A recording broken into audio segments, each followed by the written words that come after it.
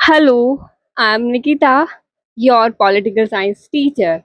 In this class, we will know about the Lothar Gulick and L. Urvik. These both are similar times administrative theorists which give the concept of paused call.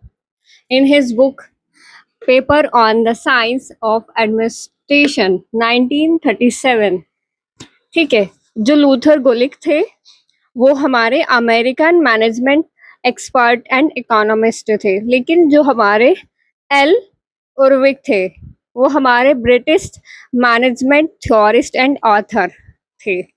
ठीक है, इन दोनों ने मिलकर एक किताब लिखी है जो आप बोर्ड पे लिखी हुई है। मैं बोल देती हूँ, the paper on the science of administration 1937, और इन दोनों का एक मेन वर्क है POSDCORB. Let's know about the post corp.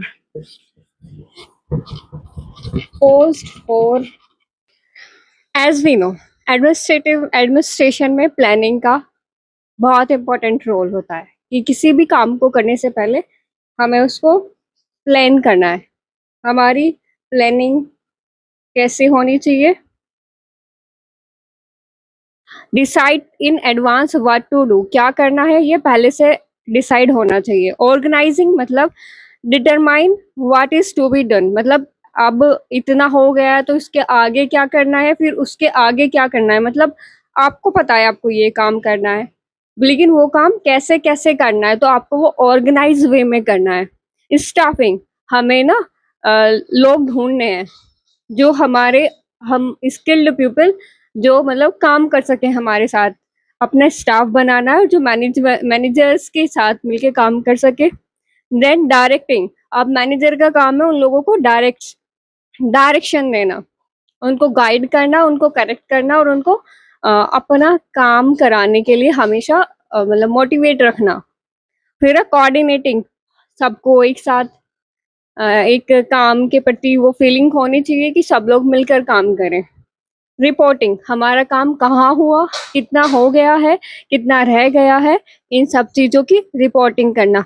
Budgeting, जो हमारा काम हो रहा है उसका ओवरऑल बजट क्या है।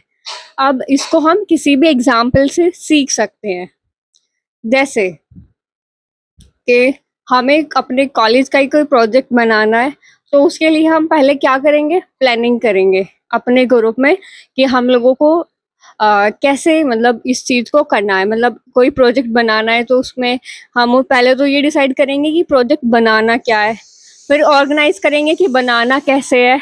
देन कौन कौन लोग कौन कौन से काम करेंगे, मतलब स्टाफिंग। डायरेक्टिंग, उनमें से अगर जो उस टीम का मेंबर है वो बताएगा कि कहाँ पे गलती हो रही है, कहाँ नहीं हो रही, जिससे नहीं हो रही उसको सिखाएगा। तो ये डायरेक्टिंग में। और एक कोऑर्डिनेटिंग, मतलब सब एक दूसरे का सहयोग करेंगे तभी काम होगा। रिपोर्टिंग, रिपोर्टिंग मतलब काम कहाँ तक पहुंचा, काम कैसा हो रहा है, ये सब चीजें भी रखनी है। बजटिंग मतलब ओवरऑल कितनी कॉस्ट हमारी उसको बनाने में आती है, उस पूरे प्रोजेक्ट को।